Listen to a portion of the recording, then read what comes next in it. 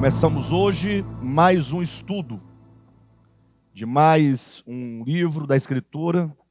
Os irmãos sabem que o nosso modelo de estudo é um modelo em que nós escolhemos um livro da Escritura. No caso, agora vamos estudar dois livros, né?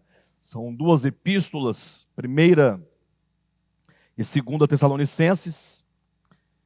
E não somente escolhemos um livro, mas nós o estudamos de modo indutivo. Nós vamos tomando o texto imediato, mas nós vamos ampliando o sentido, a ideia do que nós temos aqui na carta, e vamos ampliando em outros livros da Escritura, para que nós possamos ter uma compreensão ampla da verdade de Deus, né? Então, eu quero reforçar o pedido que eu tenho feito aos irmãos, no sentido de que, começando hoje, esse estudo, seja presencialmente ou seja virtualmente, que os irmãos possam levar a cabo, ou levar até o fim, o desejo de estudar essa epístola, né? Geralmente, quando você começa a estudar um novo livro, quando há alguma novidade, a gente costuma ficar um pouco animado, né? E depois esse ânimo costuma se perder ao longo do tempo. Mas assim, primeiramente que nós tenhamos o desejo e agora que nós levemos a cabo esse desejo. Lembrando que depende única e exclusivamente de nós mesmos.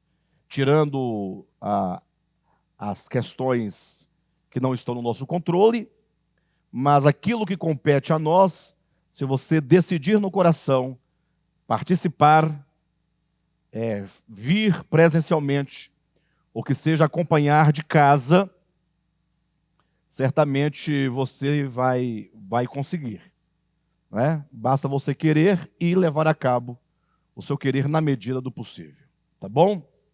Antes de nós começarmos efetivamente o estudo dessa epístola, não sei quantos leram, eu postei no Facebook, postei no Instagram, a chamadinha desse estudo de hoje, e também postei no grupo Devap oficial da igreja,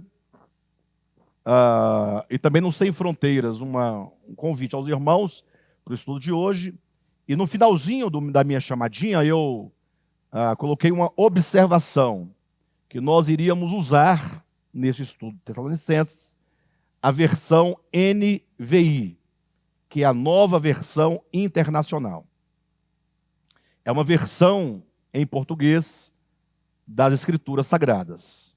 Os irmãos sabem que nós costumamos usar aqui, geralmente, a versão revista e atualizada, a chamada RA, não é? Mas assim, não existe, só para os irmãos entenderem a questão da versão, não existe uma versão melhor do que a outra, no sentido da verdade, no sentido da palavra. Tá bom? Todas as versões da Bíblia têm os seus prós e todas as versões têm os seus contras. Então, quando se estuda a Escritura, do ponto de vista mesmo de formalizar o estudo de uma carta, ou de um capítulo, ou de uma perícope, que é uma porção, é sempre bom que se use várias versões, né? Ou seja, eu sempre quando estudo, eu tomo 3, 4, 5, 6 versões, consulto o grego, consulto o hebraico, para a compreensão ser maior. Mas não tem a versão. Nós usamos a RA comumente aqui no ministério, mas por uma questão de costume, né? Se bem que eu acho a RA, para a igreja, uma boa versão. A NVI também é uma boa versão, tá? Em termos de coletivo, né? Leitura coletiva, tá bom? E eu lendo, então, em casa essa epístola na NVI, estudando essa epístola, eu achei que a linguagem usada na NVI é uma boa linguagem. E nós vamos usar, portanto, nos estudos de quarta-feira. Em outras reuniões, vamos continuar mantendo a versão revista e atualizada. Tá bom? E se houver qualquer outra mudança, nós avisaremos os irmãos. Ok, queridos? Inclusive, vocês vão perceber que não tem muita diferença. Não é? As diferenças a que me refiro são diferenças de palavras, a ordem das palavras, sinônimos, etc. e tal. Muito bem. Vamos então abrir a Escritura, primeira carta de Paulo aos Tessalonicenses. Vamos ler o capítulo 1, todo ele. São apenas 10 versículos do primeiro capítulo. Nós vamos ler e vamos então começar a explanação desta epístola, tá bom? Paulo, Silvano e Timóteo, a igreja dos Tessalonicenses, em Deus Pai e no Senhor Jesus Cristo. A vocês, graça e paz da parte de Deus e de nosso Senhor Jesus Cristo. Sempre damos graças a Deus por todos vocês, mencionando-os em nossas orações. Lembramos continuamente diante de nosso Deus e Pai o que vocês têm demonstrado, o trabalho que resulta da fé, o esforço motivado pelo amor e a perseverança proveniente da esperança em nosso Senhor Jesus Cristo. Sabemos, irmãos amados de Deus, que Ele os escolheu, porque o nosso Evangelho não chegou até vocês somente em palavra, mas também em poder, no Espírito Santo e em plena convicção. Vocês sabem como procedemos entre vocês em seu favor.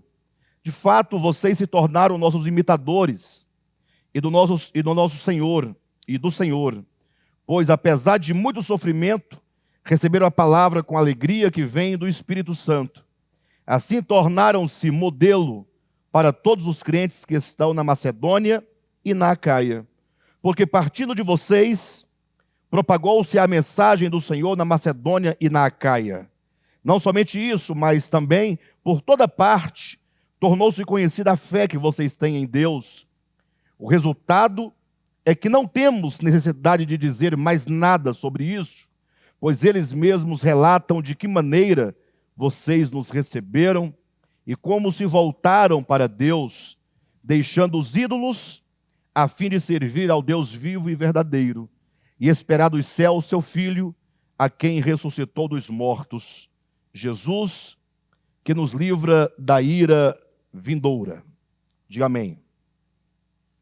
Queridos, essa carta, conforme já foi proposto, de antemão para os irmãos, a abordagem que nós faremos de 1ª e 2ª Tessalonicenses tem como ideia principal, ou seja, o estudo dessas duas cartas, vão tratar com bastante profundidade a questão do caminho, o caminho do discipulado cristão.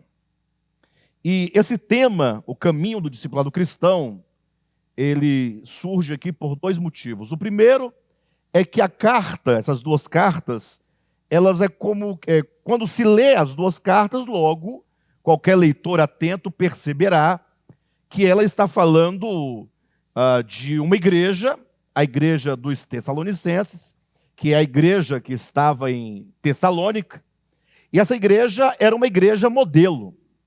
Era uma igreja que, se for de buscar na história ou nas escrituras neotestamentárias, uma igreja que possa servir de modelo, de exemplo para nós, esta é uma dessas igrejas. Uma igreja exemplo, uma igreja que viveu e experimentou o máximo que ela podia receber, então, quando as cartas foram escritas, e que manifestaram no viver prático a essência do Evangelho. Então, o motivo por que nós trazemos esse tema, o caminho do discipulado cristão, é porque essas cartas nos obrigam a isso, porque nós vamos verificar que essa igreja, não somente a igreja, mas aquilo que a igreja vivia, que nós vamos verificar na carta, mas o modo como Paulo se dirige a essa carta, como aquele que traça um caminho de discipulado, abordando desde o princípio de uma vida cristã coerente com o Evangelho. Essas duas cartas, como que elas nos colocasse diante de nós os fundamentos de uma vida cristã conforme a verdade, conforme Jesus. Os fundamentos de uma vida cristã conforme o Evangelho. De modo que Paulo vai abordar desde o início de uma vida cristã correta até o final, apontando para a parousia do Senhor, que é a segunda vinda do Senhor. Então, sabendo que a vida cristã consiste, a vida cristã prática, da fé que dá origem à nossa vida cristã, dos primeiros passos na vida cristã, e que nos levam, portanto, até a concretização da nossa grande esperança, que é a vinda do Senhor. Então, essa carta nos fala deste percurso, o caminho do discipulado cristão. Essa é a primeira razão desse título. A segunda razão já é uma razão de ordem prática, de ordem do nosso tempo. É uma razão, como eu posso colocar, que nós somos levados a considerar a nossa experiência de igreja como um todo no nosso tempo e, sobretudo, a nossa experiência individual enquanto discípulos de Jesus Cristo. E assim, eu preciso conversar com os irmãos. Vamos conversar muito nessa carta, apontando, os irmãos perceberão quão profunda, quão rica é essa epístola no sentido do discipulado cristão, mas eu preciso conversar com os irmãos de modo aberto. Eu disse aqui no início desse ano, 2021, que este ano nós falaríamos muita coisa que nós temos vontade de falar, que nós precisamos falar e que nós não falamos outrora ou não falamos de modo tão claro e de modo aberto como queremos fazê-lo neste ano. Então eu não quero que os irmãos venham para um estudo de quarta-feira para cumprir a tabela. O que é cumprir a tabela? Essa expressão cumprir tabela é uma expressão que vem do futebol. Quando o time, que vai jogar, ou ele já está classificado, ele não depende de resultado algum, nem do seu próprio jogo, ou ele já não tem mais o que ganhar, e o resultado que ele terá, ganhando ou perdendo, não altera a sua condição, a sua situação no campeonato. Então ele vai para quê? Vai cumprir tabela, porque tem que cumprir a tabela. Vocês entendem a expressão? Ou seja, eles vão sem nenhuma motivação real. Eles vão para cumprir um compromisso. Eles vão para não deixar uma lacuna. Mas motivação, eles não têm motivo nem para ganhar, e nem motivo, e nem razão de se entristecer caso eles percam. Porque no que tange aquele campeonato, não altera a situação daquele time. Então, quando eu digo que nós precisamos vir às reuniões de quarta-feira, sobretudo dessas duas epístolas, não para cumprir tabela, porque geralmente é possível. Isso acontece demais. No sentido de que às vezes nós vamos para uma reunião de estudo, ou vamos para um culto de domingo, ou vamos para uma reunião de um grupo familiar, ali para cumprir com a obrigação religiosa, como que um mero costume, mas que você não vem com aquele desejo forte no coração, fala assim, puxa, hoje eu quero dar um passo a mais na minha vida cristã. Conversava essa semana com um casal, e eu, antes de ir embora, eu dizia o seguinte, falei, olha, nós precisamos nos despertar para um grande problema, sobretudo no nosso ministério, no DEVAP. Qual o problema? O problema de que nós estamos com 22 anos de ministério, 22 anos é bastante tempo, Salvo engano, nós fazemos 22 agora em dezembro, de todo modo, assim, chega um ponto da vida ministerial de igreja que muitos vieram, saíram,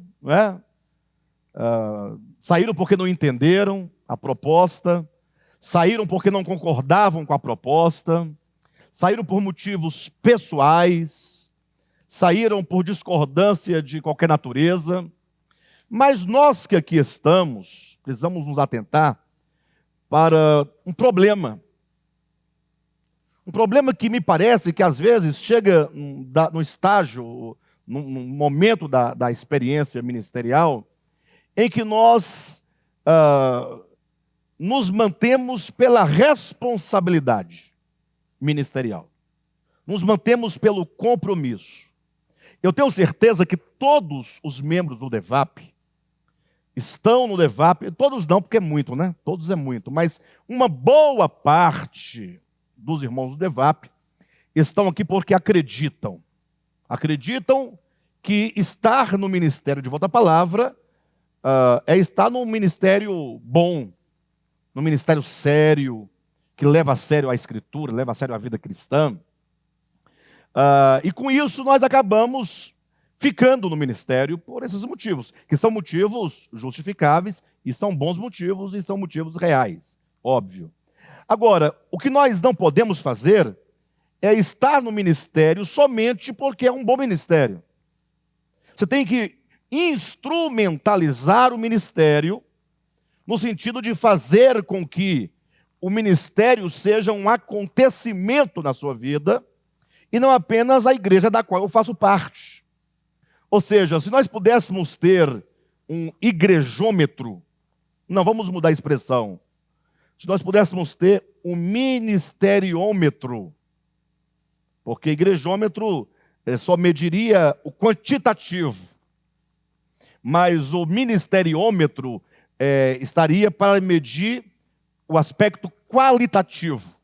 Ministério enquanto serviço. Se é um serviço, o que esse serviço tem realizado na minha vida? O que esse ministério, enquanto serviço de Deus, tem realizado no meu coração, na minha alma, na minha mente? Então, eu conversando com um casal, eu dizia que às vezes nós ficamos pelo compromisso, pela responsabilidade e pela certeza de que o ministério é um bom ministério para se estar, para se servir a Deus. Mas que às vezes nós esquecemos de viver a vida cristã prática. E eu quero ser honesto com os irmãos. Não vale a pena nós levarmos a vida cristã se não for pelo motivo correto. Não vale a pena. Porque a despeito, existem algumas coisas boas que você vai colher, mesmo fazendo assim, deste modo. Mas do ponto de vista do seu crescimento espiritual, se você não usufruir, não ouvir a palavra, ouvir com fé, tomá-la em oração, ruminar essa palavra, meditar nessa palavra e procurar saber como essa palavra ela pode se tornar prática na minha vida individual, na minha vida de um discípulo de Cristo, na minha família, no meu casamento, nos meus relacionamentos. Se não fizermos isso, nós vamos ficar 1 ano, 2 anos, 3 anos, 10 anos, e as coisas não vão acontecer. Então, o que nós podemos ver, e esse é um dos motivos porque trazemos o título dessa carta, ou dos estudos dessa carta, como o caminho do discipulado cristão, porque temos que conversar isso, eu tenho que conversar com os irmãos. Eu quero que você venha para o estudo, não apenas para cumprir tabela, mas que você venha para interagir, que o seu coração esteja posto na percepção que nós vamos transmitir para os irmãos, porque existe um grande problema nos dias de hoje. E isso é de modo geral, e é cumprimento de profecia bíblica. Estamos vivendo num tempo em que, se nós tivéssemos como mensurar, como identificar, nós não temos como fazer isso, mas quantos cristãos verdadeiros nós encontraríamos? Essa é uma pergunta que você precisa fazer para si mesmo. A segunda pergunta que você deve fazer para si mesmo é: será que eu me encontraria no meio desses parcos cristãos genuínos, discípulos de Cristo? Porque o tempo que a gente vive é um tempo de muita facilidade. Os irmãos sabem que a facilidade, seja ela material, seja ela tecnológica, né? Um mundo que acontece numa velocidade muito grande de informação. Nós temos acesso a muita coisa muito rapidamente. As redes sociais nos colocam conectado com o mundo 24 horas. Os jogos virtuais,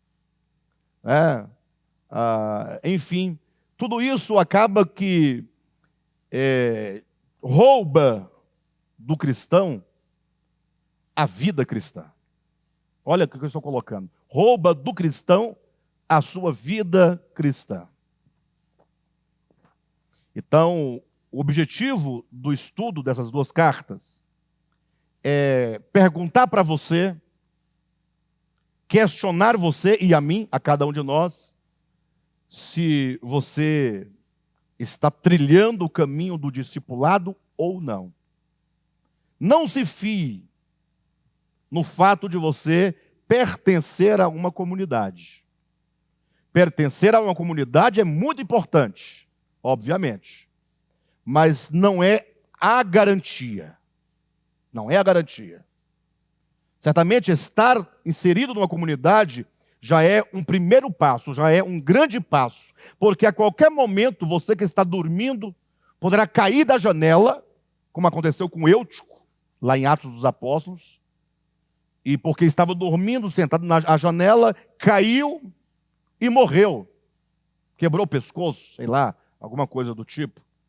E aí, porque estava na reunião, embora dormindo, teve a oportunidade, mesmo morto, de ser ressuscitado. E se não tivesse lá, continuaria morto, dormindo em casa. Não é? Quando eu digo em casa, cuidado, porque isso não se aplica aos irmãos que estão em casa.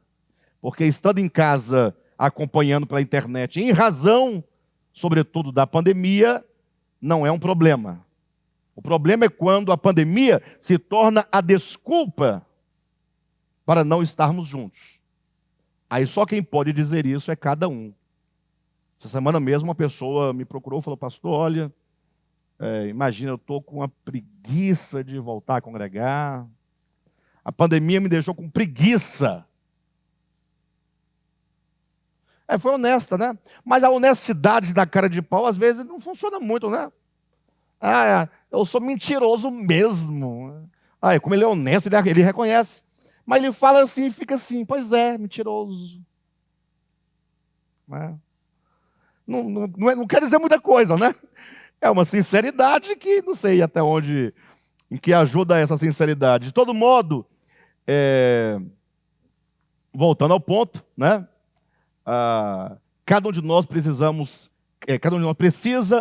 entrar nessa carta. Eu convido vocês agora a entrarem comigo nessa carta, para que você comece a pensar sobre você próprio. Amém? Lembrando que o que nós vamos fazer aqui, é o que nós sempre fizemos e estamos fazendo, é extrair do texto o espírito do texto. Isso é muito importante. Eu digo isso porque, lendo alguns comentários, eu sempre leio vários comentários, diversos comentários de um livro que nós estamos estudando, para saber o que estão dizendo, o que já foi dito sobre aquela carta, tal. E eu confesso aos irmãos que eu não consigo ler, dá um sono.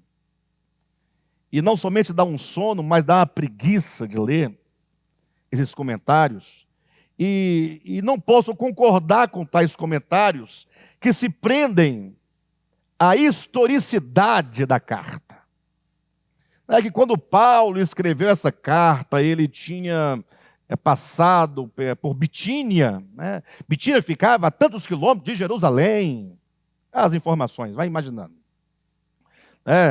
E é possível que os irmãos de Tessalônica, enfim, vão criando umas conversas que não vão para lugar nenhum. Aí quando diz alguma coisa que supostamente é boa, se prende a uma palavra do grego, para saber essa palavra aqui quer dizer isso, olha. Mas passa despercebido em todos esses estudos que eu tenho, de que eu tenho acesso, todos esses comentários, o espírito da carta não sai. Letra morta.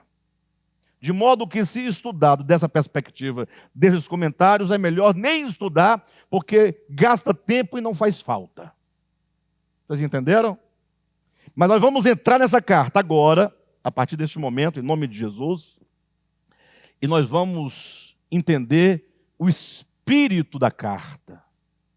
O espírito de Paulo ao falar, por que ele disse, de modo que quando se extrai o espírito da carta, não importa se Paulo disse aos Tessalonicenses ou aos Filipenses, porque quando ele fala o Evangelho. E o Evangelho é de todos e para todos, e fala com todos. Essa é a grandeza de você ler um texto e conseguir sair da superfície histórica do texto e entrar para as profundezas ou a profundidade orgânica, vital, substancial, qualitativa do texto. Tá bom? Então, pegue a sua Bíblia e veja. O capítulo 1 é um capítulo muito intrigante.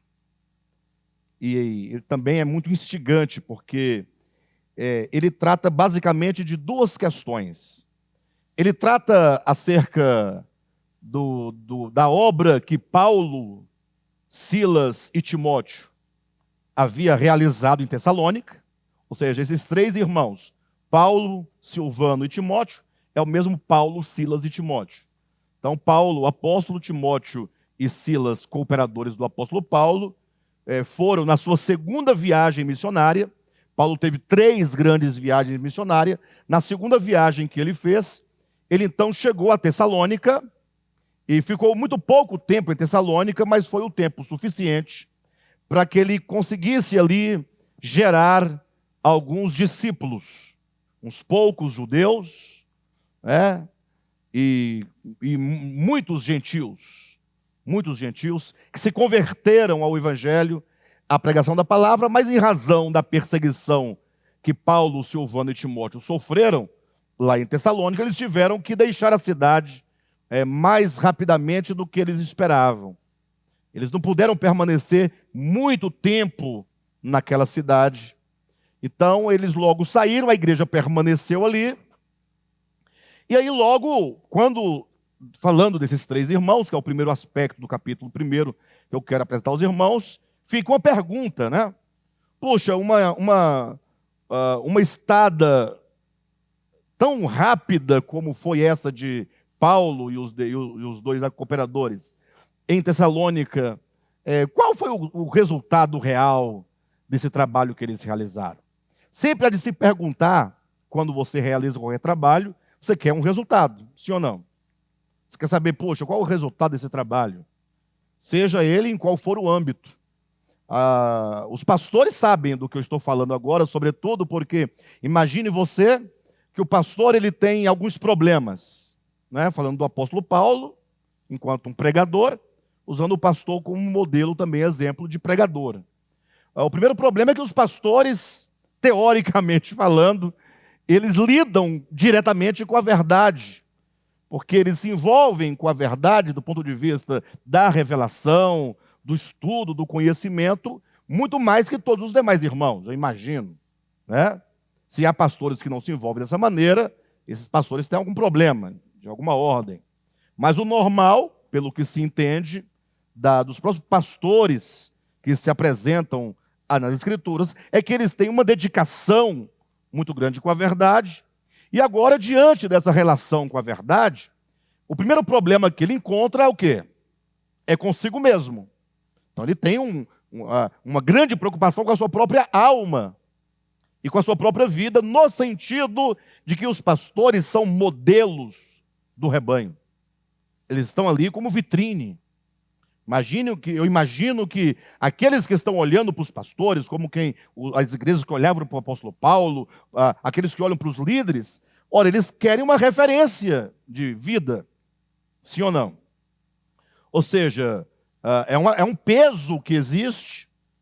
Então, há esse problema da relação dos líderes, dos pastores, dos pregadores, com a própria verdade para si mesmo e se trabalhar dessa verdade. Mas também um outro problema é que ele fica aguardando sempre uma resposta do seu trabalho. Porque é um trabalho que não acaba nunca. Porque você prega, você ensina, você exorta, você chama, você corrige, tal. E é um trabalho muito lento. Porque você não vê o fruto imediatamente. Eu não me refiro ao fruto para Deus. Que eu sei que, segundo esse conceito, um planta, o outro rega, né? Mas o crescimento vem de Deus. Eu me refiro assim, você demora a ver uma reação positiva do rebanho. Parece que nós somos muito lentos, muito tardios, e as respostas que estão acontecendo nem sempre são notórias. Às vezes está acontecendo grandes mudanças, mas não são notórias, não são perceptíveis, como, por exemplo, um pedreiro que chega no canteiro de obra dele, e ele, no final do dia, ele vê que ele levantou 3 paredes. Ele está vendo ali o trabalho. Isso anima. Amanhã eu vou rebocar essas paredes. Quando reboca fica mais bonito, ele vai ficando mais animado. Né? Então, voltando para o texto, imagina agora Paulo pensando sobre os resultados do trabalho que ele e os seus cooperadores tiveram lá em Tessalônica. Então, esse é um primeiro ponto que esse capítulo 1 vai nos elucidar. Mas o segundo ponto, que vai ser a resposta para o primeiro, é exatamente a qualidade do serviço que foi realizado, que se configura na própria igreja dos Tessalonicenses. Vocês conseguem me entender, não? Não ficou muito claro? Mais ou menos? Ou seja, a expectativa do apóstolo quanto ao resultado do seu trabalho, sim? E a própria igreja enquanto resultado desse trabalho, que é a matéria substancial do resultado. Então, vamos falar da igreja e dos apóstolos. Perfeito? Dos apóstolos fala-se muito pouco, da igreja fala-se muito mais. Mas, olhe comigo para os irmãos verem esses pontos claramente. Paulo começa dizendo assim, olha, versículo 2. Sempre damos graças a Deus por todos vocês. Por que Paulo dava graças a Deus pela igreja dos Tessalonicenses? Sempre damos graças a Deus por todos vocês, mencionando-os em nossas orações. Em outras palavras, Paulo está dizendo, olha, quando nós oramos ao Senhor, sempre que nós oramos, nós falamos, ó Pai, graças nós te damos pelos irmãos de Tessalônica. Graças nós te damos pela igreja de Tessalônica. Nós te damos graças pelos aqueles irmãos que ouviram a palavra, que receberam a palavra, que são fruto do nosso trabalho. Agora, quando ele diz damos graças a Deus, ele já está dizendo o quê? O nosso trabalho foi frutífero. Agora, imagine só se não tivesse o fruto necessário, como é que ele teria motivos ou teria razões para dar graças a Deus? Estaria dizendo, ó Senhor, eu te suplico. Ao invés de ele falar, eu te dou graças, ele diria, eu suplico a ti, Senhor, pela igreja dos Tessalonicenses. Eu rogo a ti, ó Pai, que o Senhor tenha misericórdia daquela igreja. Né? Porque aquela igreja, ele poderia enumerar a quantidade de deficiências que tinha aquela igreja. Então, Paulo diz que ele dava graças a Deus, diante de Deus, mencionando aqueles irmãos em suas orações. Ele diz no versículo 3, lembramos continuamente, diante de nosso Deus e Pai, o que vocês têm demonstrado. Eles lembravam, orando, Senhor, olha, aquela igreja, ela tem demonstrado um resultado do nosso trabalho. Ou seja, era uma igreja que era objeto de ações de graças e de louvor na oração do apóstolo Paulo. E isso ele vai dizer aqui um pouquinho mais adiante, só para a gente poder juntar as pontas do texto, no versículo 4, né? Sabemos, irmãos amados de Deus, que Ele os escolheu, porque o nosso evangelho não chegou a vocês somente em palavra, mas também em poder, no Espírito Santo e em plena convicção. Vocês sabem como procedemos entre vocês e em seu favor. Então Paulo dizia, vocês são testemunhas de que apesar do breve tempo que estivemos com vocês, nós estivemos com vocês ali no espírito de pregar a palavra, e ele diz, como que a palavra, ao sair de nossos lábios, ou melhor, ao sair de nossos corações e dos nossos lábios, foi uma palavra que saiu em convicção, ou seja, eles pregavam o evangelho por convicção, e essa palavra vinha no poder do Espírito Santo. Ou seja, eles estavam totalmente empenhados, espiritualmente falando, naquela obra que eles estavam realizando. E aí ele chama a atenção dos irmãos, dizendo, vocês sabem como nós nos portamos em favor de vocês quando estivemos com vocês. A grande questão desse texto, sobretudo essa parte, quando eu falo do poder do Espírito Santo, é que esse texto, como alguns textos, ou a maioria dos textos, nós não sabemos com exatidão a quem essas palavras dizem respeito. Veja, versículo 5. Porque o nosso evangelho não chegou a vocês somente em palavra, mas também em poder, no Espírito Santo e em plena convicção. Algumas vezes, ao ler um texto como este, o leitor ele fica perguntando assim, poxa, essas palavras concernente ao poder do Espírito Santo, como essas palavras foram produzidas, como elas chegaram, dizem respeito aos apóstolos, que eles pregaram com convicção, que eles pregaram no poder do Espírito Santo, ou se elas foram recebidas pela igreja, ou melhor, pelos irmãos, pelas pessoas, e foram esses os efeitos que a palavra causou neles.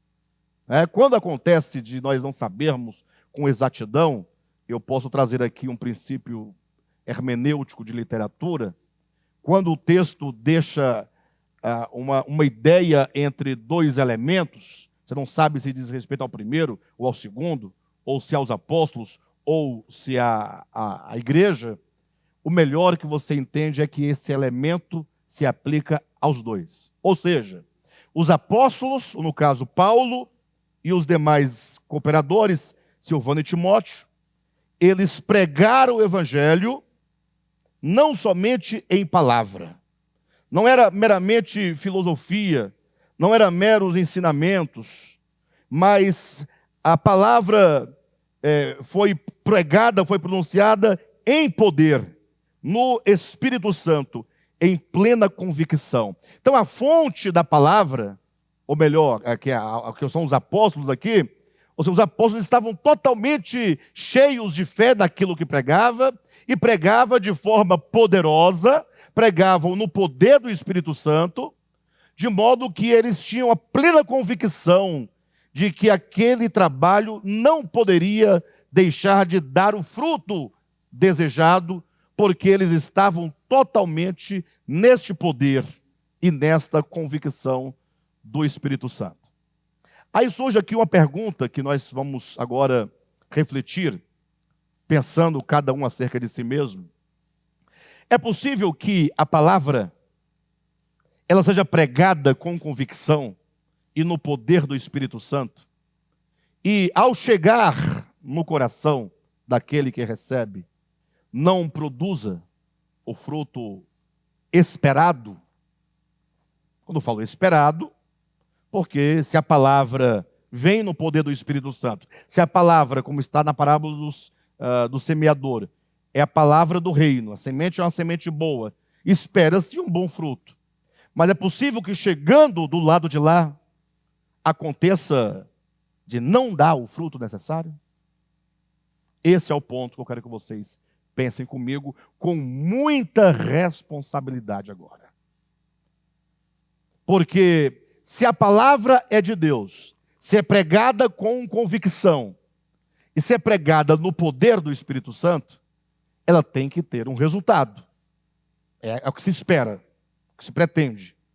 Mas alguém fala assim, poxa, mas onde estão então esses resultados da minha experiência? E Paulo agora vai mostrar que essa palavra pregada no poder do Espírito Santo teve grandes resultados lá em Tessalônica, E ele apresenta o motivo por que essa palavra teve o resultado esperado. E quando ele fala o motivo, vocês vão ver agora comigo, ele toca num ponto nevrálgico de uma doutrina que não tem sido levada a sério por muitos, quando a debatem nos últimos dias. Veja comigo o que ele diz aqui no capítulo 1. Eu vou retomar a leitura para os irmãos poderem ver exatamente onde ele toca no ponto. Sempre damos graças a Deus por todos vocês, versículo 2, mencionando-os em nossas orações, lembramos continuamente diante do nosso Deus e Pai o que vocês têm demonstrado. 2 pontos. O trabalho que resulta da fé, o esforço motivado pelo amor e a perseverança proveniente da esperança em nosso Senhor Jesus Cristo. Versículo 4. Sabemos. Versículo 4. Sabemos. Ele sabia. Sabemos, irmãos, amados de Deus, que Ele os escolheu. Por quê? O nosso evangelho não chegou a vocês somente em palavra, mas também em poder, no Espírito Santo e em plena convicção. Sabemos, versículo 4, que Deus os escolheu. Ou seja, quando a palavra de Deus, ela chega no eleito de Deus, atente para esse detalhe, ela há de produzir resultados. Lógico, não se desespere.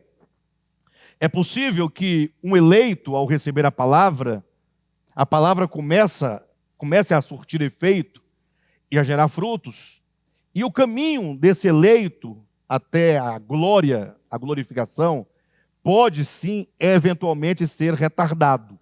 Ou seja, o próprio eleito, sendo eleito, a palavra fazendo nele efeito, ele pode, na sua humanidade, no seu arbítrio, na sua agência, ele pode então retardar o processo por meio de negligência, por meio de preguiça espiritual, etc. e tal.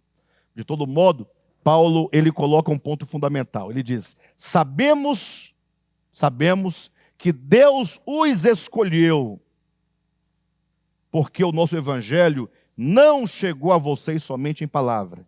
Quando diz não chegou a vocês, é a recepção da palavra. Ou seja, se o apóstolo Paulo, Timóteo e Silvano pregaram a palavra com convicção e no poder do Espírito Santo, a pergunta é: e como essa palavra, chegou ao coração daqueles que ouviram? Este é o ponto. Como a palavra chega a você? É possível alguém ouvir a palavra, ouvir o evangelho e não ter nenhuma reação, absolutamente. Mas isso não é um problema dos apóstolos, não é um problema nosso, não é um problema da palavra. E pode também não ser um problema exatamente do indivíduo que não seria um eleito. Mas o apóstolo Paulo diz: sabemos que Deus os escolheu. Eu sei que Deus escolheu o Cadmo, eu sei que Deus escolheu a Silvia, eu sei que Deus escolheu o Vitor. Por quê? Porque a palavra, quando chegou em vocês, não chegou somente em palavras. Ou seja, vocês não ouviram a palavra como meras palavras. Vocês não receberam a palavra como meras informações. Vocês não ouviam a palavra somente como uma informação, somente como um estudo acadêmico, somente como um estudo que poderia te agregar uma série de compreensões de coisas da vida que você não compreenderia sem aquele recurso daquela aula, daquela pregação, daquela palavra. Mas não, quando vocês receberam a palavra, essa palavra chegou no coração de vocês com convicção, ela chegou com fé, ela gerou fé, ela chegou a vocês no poder do Espírito Santo. Essa palavra, ela agiu e produziu algo de positivo dentro do coração de vocês. Veja novamente o versículo 4. Sabemos, irmãos, amados de Deus, que Ele os escolheu. Ora, Como é que Paulo pode falar, sabemos que Deus escolheu vocês? Como é que eu, Alexandre, posso dizer assim, eu sei que Deus escolheu a Vera? Não tem que haver aqui algo que se manifeste? Ou seja, a eleição não é mera doutrina. A eleição não pode ser tomada apenas como um estudo de um dogma, a fim de você saber se colocar entre os calvinistas e não entre os arminianistas. Ou seja, a eleição é uma obra divina. Eleição e predestinação é uma ação divina. A eleição e predestinação estão para Deus e não para o homem. Ou seja, Ele nos escolheu. Agora, e como é que eu sei que eu sou um eleito? Isso nos é trazido agora para você pensar sobre isso. Para você refletir sobre isso. Como é que Paulo pode dizer, sabemos que Deus os escolheu? Ele diz, porque quando vocês receberam a palavra, essa palavra chegou até vocês. Chegou no coração de vocês em poder, em operosidade. Ou seja, ela produziu aquilo que ela deveria produzir. Em outras palavras, quando a palavra de Deus chega no coração de um eleito, ela produz resultado. O que significa que quando a palavra de Deus chega no coração de um não eleito, muito provavelmente ela não produza o resultado. Não é uma questão de agora nós estarmos olhando o mel, que deixa eu ver aqui se ele é um eleito ou não. Essa questão trazida pelo apóstolo é para que cada um pense acerca de si. Porque se você perguntar para qualquer cristão, você é um eleito de Deus? A despeito do sentido que se dá à palavra eleito, porque ninguém nega o fato de que existe esse ensinamento na Bíblia de eleição, a diferença está na concepção do significado e na aplicação do termo, e não no fato de que esse é um tema bíblico. A despeito das diferenças, todos falarão, não, eu sou um eleito de Deus, certamente sou um eleito de Deus. Qual cristão vai dizer, não, eu sou cristão, mas não sou eleito, não fui eleito. Se bem que nós conhecemos, né, Silvinho, uma pessoa que chegou a ponto de falar assim, eu não sei se eu sou ovelha ou se eu sou bode. Eu não sei.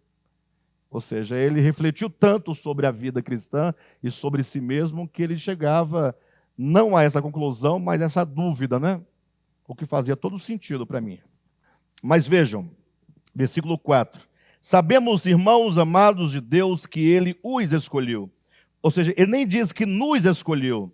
Ele diz, vocês, igreja dos Tessalonicenses, vocês com quem eu falo, nós aqui, Paulo, Timóteo e Silvano, nós três sabemos que vocês são eleitos de Deus. Mas por que você sabe disso? Porque o nosso evangelho não chegou a vocês somente em palavra, mas também em poder, no Espírito Santo e em plena convicção. Versículo 6. De fato, vocês se tornaram nossos imitadores e do Senhor. Versículo 7. Assim tornaram-se modelo para todos os crentes que estão na Macedônia. Olha a leitura, se quiserem grifar, fiquem à vontade. Versículo 5, olha a ordem do pensamento. Versículo 4, sabemos, irmãos, que Deus escolheu vocês, que Deus os escolheu. Por quê? Porque o Evangelho, quando chegou até vocês, ou seja, no ato da recepção do Evangelho, não chegaram meras palavras, não foram recebidos, o Evangelho não foi recebido como meras palavras, como mera informação, né? Mas chegou a vocês no poder do Espírito Santo, em plena convicção. Vocês ouviram o Evangelho e vocês não tiveram dúvida acerca do Evangelho. Vocês tiveram não somente convicção, mas vocês ouviram, tiveram uma forte convicção, tiveram uma plena convicção. Ou seja, quando você ouve o Evangelho, você não pode deixar espaço para a dúvida no que tange ao Evangelho. Aqui eu tenho que abrir um espaço para explicar algo, porque a gente vive num tempo tão difícil, tão complicado, que dizer isso aqui pode sugerir que quando você ouve alguém pregando, você não pode deixar margem para dúvida. E eu diria, toda vez que você vir alguém pregando, você deve deixar não um espaço, mas deixar um abismo de dúvida com respeito ao que a pessoa diz. Porque muito se prega, mas pouco se prega a palavra de Deus. Lembra que Paulo fala a Timóteo? 1 Timóteo, 2 Timóteo, capítulo 4, ele diz: rogo-te, Timóteo, que você pregue a palavra de Deus. Ou seja, não basta pregar, deve-se pregar o quê? Pregar a palavra de Deus. Mas, tratando-se do evangelho, da palavra de Deus, quando você ouve o evangelho puro, sem mistura, sem rodeios, conforme nós estamos pregando todo domingo aqui, não é? Começamos a falar domingo passado o sermão da montanha. Simples, Jesus dizendo: bem-aventurados os pobres em espírito, porque deles é o reino de Deus. Jesus está dizendo: bem-aventurados são os pobres em espírito, ou os pobres pelo espírito. Ou seja, você não pode deixar margem aqui, não, mas e se porventura não é possível que, se eu for rico, no sentido de que Jesus está dizendo, eu não tenho salvação, eu não entro no reino de Deus, você não pode deixar dúvida. Ou seja, a quem pertence o reino de Deus? Aos pobres pelo Espírito, ponto. Se você não for feito pobre pelo Espírito, se o Espírito de Deus não gerar em você a quenoses, o esvaziamento, em outras palavras, se o Espírito Santo não aniquilar dentro de você tudo aquilo que te torna exaltado, soberbo, a soberba da vida, o orgulho, o ego, essas coisas que nos tornam independentes de Deus e nos faz pensar que somos melhores e maiores do que os demais, se isso não for tratado, nosso não será o reino de Deus. O reino dos céus pertence aos pobres pelo Espírito. Se você saísse na rua e fazendo uma enquete, né? Uma enquete religiosa, e perguntasse assim: a quem pertence o reino dos céus? O que as pessoas responderiam para você? Imagine, pense comigo. A quem pertence o reino dos céus? Nós teríamos milhares de respostas. Ontem mesmo, em casa, um irmão que faz querigma conosco, é do Sem Fronteiras, me questionou não, ele recebeu um questionamento e me enviou, né? E a pessoa perguntava assim, o que quer dizer aquele texto: tudo me é lícito, mas nem tudo me convém? Ora, me parece que o texto é claro. Quando diz tudo me é lícito, ele não está dizendo que tudo me é lícito. Ou está? Tudo me é lícito, mas nem tudo me convém. Quando ele diz tudo me é lícito, ele quer dizer que tudo é lícito? Roubar é lícito? Matar é lícito? Quando ele diz tudo me é lícito, quer dizer, todas as coisas lícitas me são lícitas fazer. Tudo aquilo que pode ser feito, eu posso fazê-las. Tudo aquilo que é lícito pode ser praticado, sem nenhum dano, sem nenhum prejuízo, sem nenhuma condenação, sem nenhum peso, sem nenhuma culpa, sem nenhuma acusação. Agora, nem tudo que me é lícito fazer, me convém fazer. Tem coisas que, sendo lícitas, que sendo-me permitidas, eu não devo fazer nunca, ou eu não devo fazer na frente de alguém. E Paulo, no capítulo 8 de 1 Coríntios, deixa claro que é o problema, o velho problema da consciência alheia.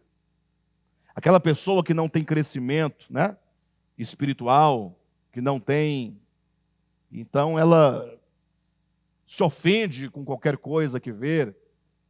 Bem, mas diante disso, Eu respondi ao irmão e ele continuou me perguntando.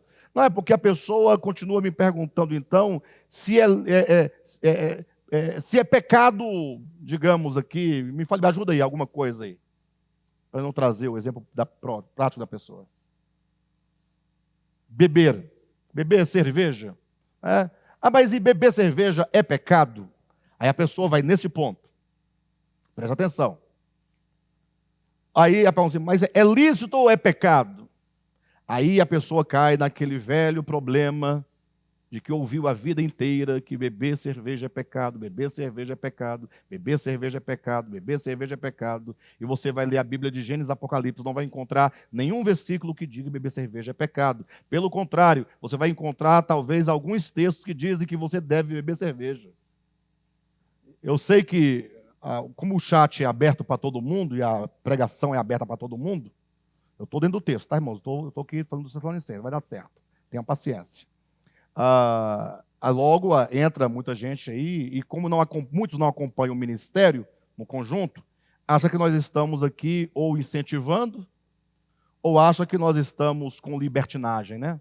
Porque não acompanha o ministério como um todo, ouve uma coisa dessa, fala. O problema é que se você for tomar nesse sentido da palavra, do texto bíblico, você vai encontrar texto na Bíblia que diz assim: você pega o seu dízimo e compra de tudo aquilo que a tua alma deseja. De cerveja e churrasco. Está lá no texto. Vodka? Não. Sim, bebida forte.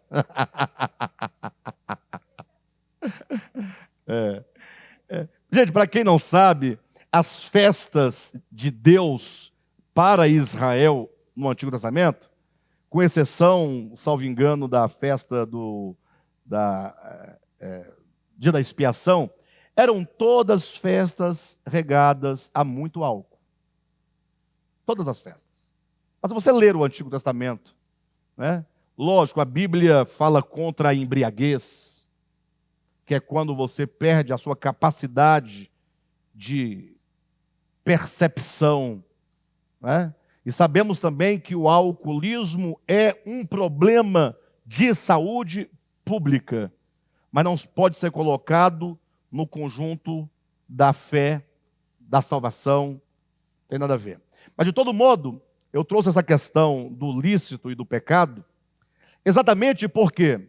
Porque as pessoas estão todas presas a um sistema de doutrinas que os homens criam e que os homens inventam. Você passa a sua vida todinha presa a um moralismo inventado pelos homens. Ao passo que o Evangelho de Jesus Cristo, que é a palavra de Deus, que é o Evangelho, que deve chegar a nós no poder do Espírito Santo para a nossa salvação e libertação, isso nunca chega. Você vai encontrar pessoas abstêmias, não sei como que se diz exatamente, mas vocês entenderam, né? Mas que são pessoas perversas e más, mas que se entendem por pessoas santas. Ou seja, como você vai mensurar se o indivíduo é um eleito de Deus ou não é um eleito de Deus? É a pergunta que eu faço. Porque logo você, quando fala, né, como saber se você é ou não um eleito? Quais são as categorias que você se utiliza para fazer essa medida em você mesmo? Não é para fazer na vida do outro, na sua própria vida. Quais são as categorias que você utiliza? Porque Paulo vai dizer aqui, para esses irmãos, por que eles eram eleitos de Deus? O motivo. A palavra de Deus chegou ao coração de vocês, no poder do Espírito Santo, em toda convicção. Vocês ouviram o Evangelho, vocês receberam o Evangelho em toda a convicção. Perfeito? E o Evangelho gerou mudanças profundas no coração. Agora, quando nós trazemos para nós, porque essa é a relação, você não pode ler Tessalonicenses pensando nos irmãos de lá e esquecerem de você. O objetivo do estudo é você compreender o espírito da carta, como ele se aplica hoje na nossa vida. Quais são as categorias que você utiliza para saber se você é um eleito de Deus ou não? Para você saber, o Evangelho chegou a mim no poder do Espírito Santo, em toda convicção. Aí vocês olhem para mim agora, em nome de Jesus. Olha só a colocação. Você vai observar que a igreja de Jesus Cristo, de modo geral, ela está preocupada com qualquer coisa que não é o Evangelho. Estão preocupados, no caso você colocou o exemplo da bebida, eles estão profundamente preocupados. Ou não estão? Basta essa mensagem ir para o ar amanhã, só que nós, como nós não damos muita bola para a internet, a gente não responde nada absolutamente, então o povo, quando começa a comentar, não progride porque não tem ninguém para debater com eles. Mas basta você começar a conversar e vai chover de gente em cima de você para te chamar de herege, de perdido, de filho do capeta, de Satanás. Agora eu pergunto, olhem para mim. Quantos cristãos ou igrejas estão preocupadas com o evangelho que diz: o reino dos céus pertence aos pobres pelo Espírito? Será que o cristianismo hoje está preocupado em ser pobre em espírito? Ou pelo Espírito? Porque o que eu vejo é um cristianismo soberbo. A prova da soberba do cristianismo é o fato de que eles existem para condenar aqueles que não fazem parte do seu nicho. Sim ou não? É uma soberba, um ego, um orgulho, porque eles expulsam pessoas das igrejas. E o que você está dizendo quando você expulsa alguém da igreja? Que eu não me expulso porque eu estou qualificado e você não está qualificado. Por que os homossexuais são expulsos das igrejas? Aí alguém vai dizer assim: não, porque Jesus aceita você como é, mas não aceita que você continue deste modo. Então, deixe Deus transformar. Para de querer fazer a obra de Deus. Se você acha que o fulano tem que mudar nesse ou naquele aspecto, deixa Deus realizar. Mas não, você expulsa o indivíduo. Então, tudo isso é o quê? É um coração soberbo. É um coração sobrecarregado de uma justiça própria. Então, não se vê igrejas, cristãos, preocupados com o evangelho. Bem-aventurados os pobres pelo Espírito. Estão preocupados, saber, tem álcool nessa água? Será que o que o pastor Alexandre bebe é água mesmo? Será que é água mesmo? Essa é a preocupação. Eu pergunto, será que os cristãos estão preocupados, me respondam, com o problema da riqueza material? No sentido das pessoas buscarem riquezas e mais riquezas para ficarem mais ricos? Por que o pastor não diz assim: irmãos, aqueles que se enriquecem para ficarem ricos não têm o reino de Deus? Não tem. Não tem.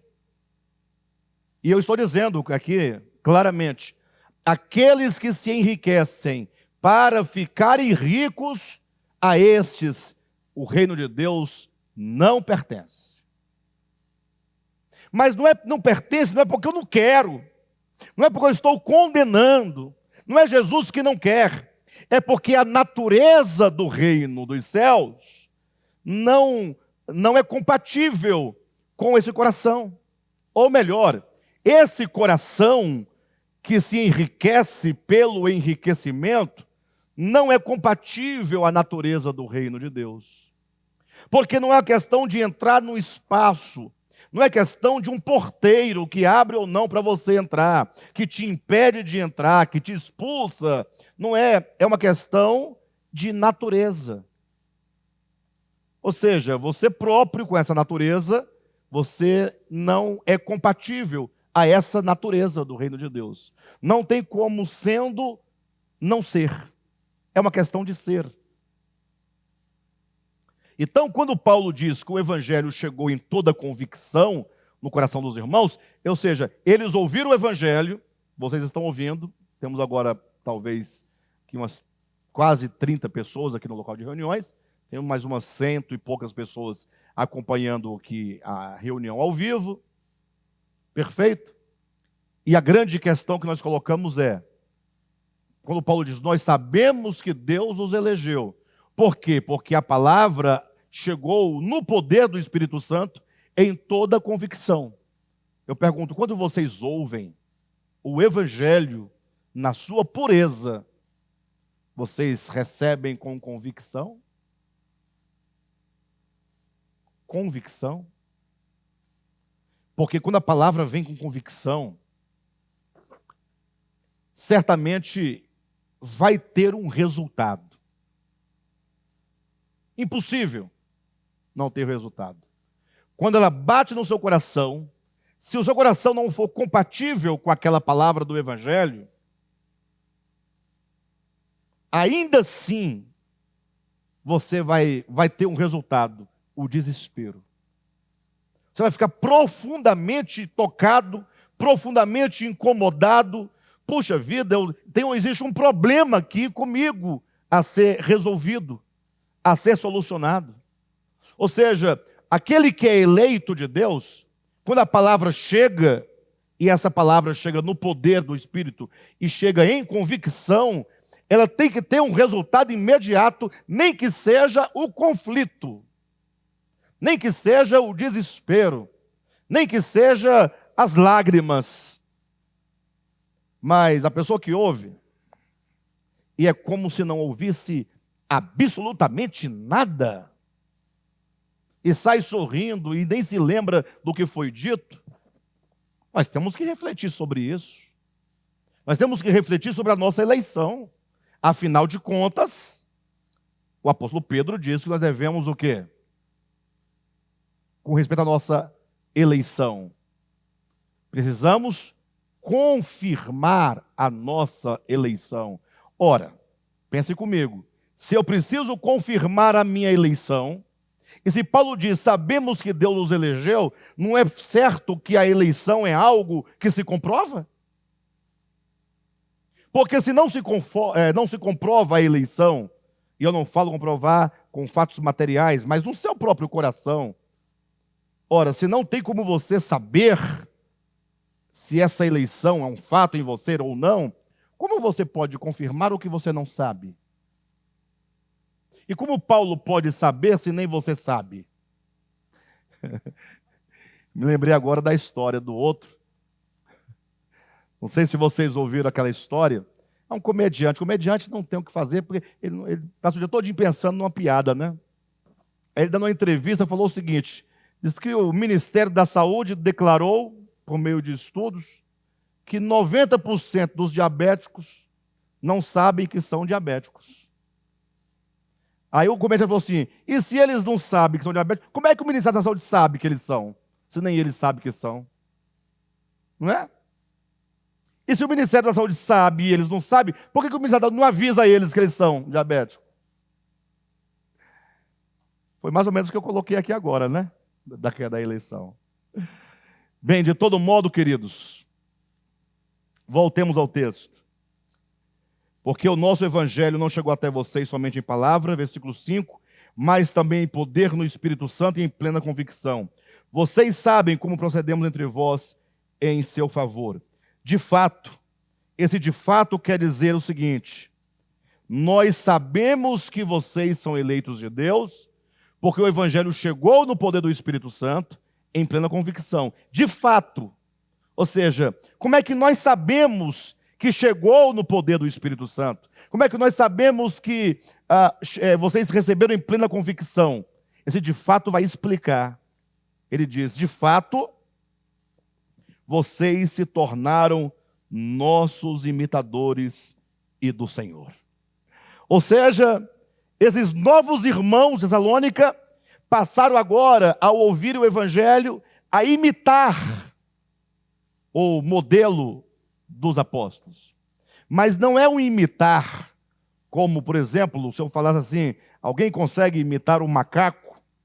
A pessoa que mais consegue lidar com a mímica, digamos, que mais consegue se aproximar dos gestos e dos ruídos que o macaco produz, ainda assim estará longe de parecer um macaco.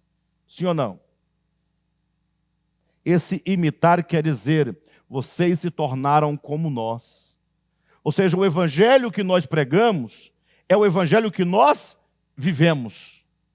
E quando esse evangelho é pregado no poder do Espírito Santo, em toda convicção, e ele então tem uma recepção no coração, que também recebe com toda convicção e no poder do Espírito Santo, isso confirma que vocês são eleitos, porque agora vocês se tornam como nós. Ou seja, nós somos cristãos e vocês são vistos e percebidos como cristãos. Ou seja, vocês se unem a nós no mesmo viver a palavra, no mesmo, não somente no mesmo crer na palavra, mas no mesmo viver a palavra, no mesmo andar na palavra. E agora, olha o que ele diz, que esse de fato diz que não somente eles se tornaram, então, imitadores dos apóstolos, mas ele diz no versículo 8, lá no finalzinho, não somente isso, ou melhor, versículo 7, assim tornaram-se modelo para todos os crentes que estão na Macedônia e na Acaia. Então, logo se vê o retrato da igreja. Olhem para mim. O apóstolo Paulo, Silvano e Timóteo pregaram a esses irmãos. Como é que eles receberam? Com toda convicção. Eles receberam no poder do Espírito Santo. Eles não receberam a palavra como mera informação, mas receberam para si. Qual foi o resultado? Se tornaram eles imitadores dos apóstolos. E agora, enquanto aqueles que se identificam no viver com os apóstolos, eles próprios se tornaram o modelo para outras igrejas. Olha, versículo, assim tornaram-se modelo para todos os crentes que estão na Macedônia e na Acaia. O que significa que havia outras igrejas na Macedônia e na Acaia que não estavam com uma vida cristã ou não estavam no caminho do discipulado cristão como estavam os irmãos de Tessalônica. Ou seja, uma igreja nova, recém-gerada pelo ministério apostólico, que agora, como selo da eleição divina sobre eles, eles agora, ao receberem a palavra, se identificaram com os apóstolos quanto à palavra e o viver e tornaram-se modelo para outras igrejas. Então, o objetivo nosso nesse estudo é que nós sejamos como esses irmãos de Tessalônica. Ou seja, que nós, nesse caminho do discipulado cristão, nós que nos entendemos eleitos. Aí vamos falar diferente. Paulo diz, sabemos que vocês são eleitos de Deus. Vamos falar, nós nos entendendo eleitos. É mais prático. Você pode dizer, eu me entendendo um eleito. Como eu vou me portar diante desta epístola? Hoje apenas uma introdução, só para apresentar o que vai acontecer. Como eu me comporto? Primeiro, essa palavra precisa chegar ao meu coração no poder do Espírito Santo. E precisa ser recebida por mim com toda a convicção.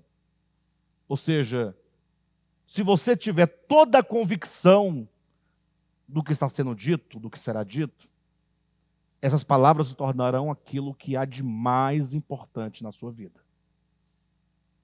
De modo então que nós nos tornemos imitadores de Paulo, Silas e Timóteo.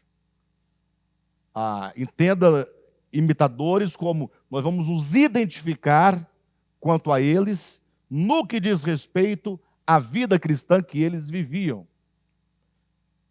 E do Senhor. E do Senhor porque Paulo era imitador do Senhor. Ou seja, Cristo é um modelo para os apóstolos, e agora, como os apóstolos estão no contato direto com as igrejas, eles se tornam o modelo.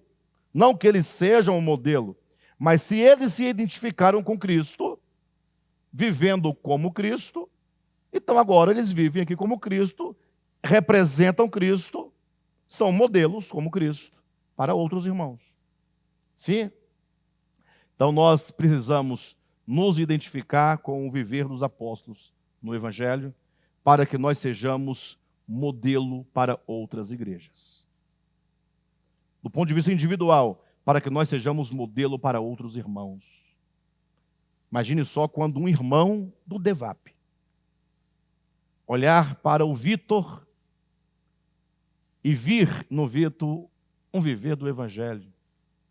E o irmão falar, puxa, olha, eu quero viver assim, ó. Quero caminhar assim. Que maravilha. Mas não confunda esse viver do Evangelho, como nós já comentamos agora atrás, com os usos e costumes. Isso aí joga fora. Usos e costumes, doutrinas de homens, joguem tudo fora. Não servem para nada. Só causa divisão, confusão, orgulho, e o resultado são terríveis. Pessoas machucadas, expostas, expulsas, cheias de sequelas, impedidas de servir ao Senhor verdadeiramente por falta de compreensão e pelas feridas que ficaram na sua experiência. Perfeito? Então, esse é o nosso objetivo diante disso. De modo que na semana que vem, vamos observar que essa igreja, enquanto modelo, ela vivia exatamente as 3 qualidades máximas de um cristão. Ou seja, de tudo que será dito pelo apóstolo Paulo a esta igreja, de tudo que será dito, há 3 coisas que ele coloca no início, no primeiro capítulo, que é uma tríade, ou podemos colocar, é uma tríade, né, que constituem esse percurso, esse caminho. Imagine só como que uma tríade construindo o caminho do discipulado cristão. Ou seja, todo cristão genuíno, ele tem como selo da sua eleição o que nós temos aqui no versículo 3.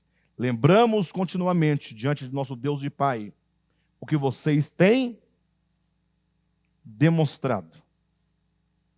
Primeiro, o trabalho que resulta da fé. 2, o esforço motivado pelo amor. 3, a perseverança proveniente da esperança. Olha o que nós vamos ver, que um cristão autêntico que se torna modelo para outros é aquele que tem uma fé operante, uma fé que trabalha. Não é uma fé que crê. Não é uma fé que crê.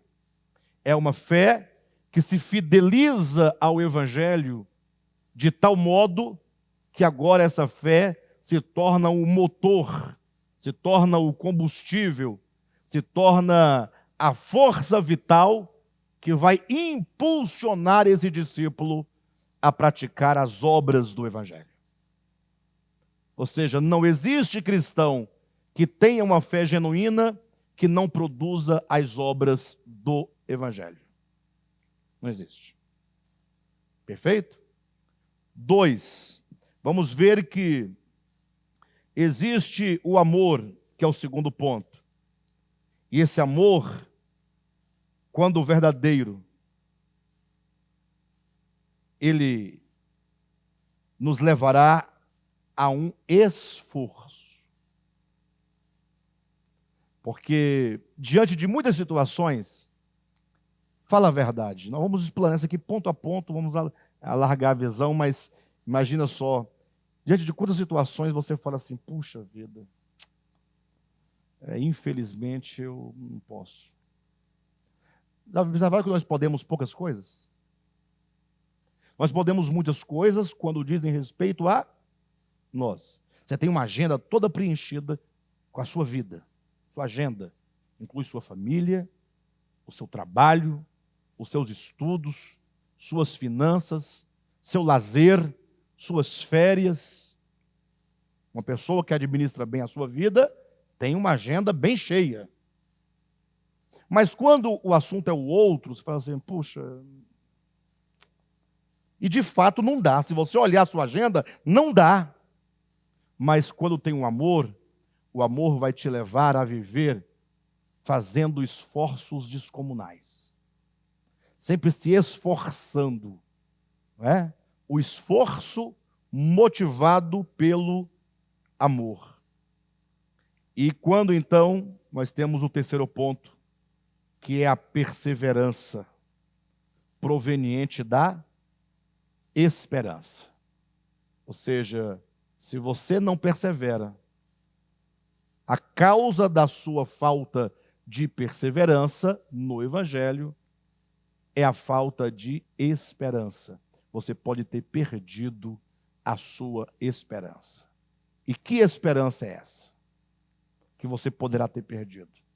Já imaginou um cristão que perdeu a esperança? É possível que exista milhares e milhares de cristãos que não têm mais esperança. E por não terem esperança, não tem por que permanecer, perseverar, continuar. Tá bom? Eu vou pedir para vocês, os irmãos que estão em casa, os que estão aqui, vamos ler o capítulo 1 dessa epístola durante essa semana toda. Tá bom? E de preferência, que você leia o capítulo 1 todos os dias. Quinta, sexta, que amanhã é quinta, né? Quinta, você lê o capítulo 1. Sexta, lê de novo. Sábado, domingo, segunda, terça, quarta, tá bom?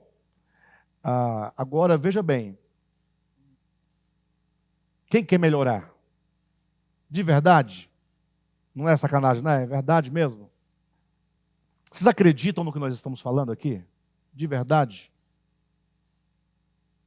Não quero intimidar vocês, não, mas o fato é que, se nós acreditamos no que está acontecendo, vocês vão ler.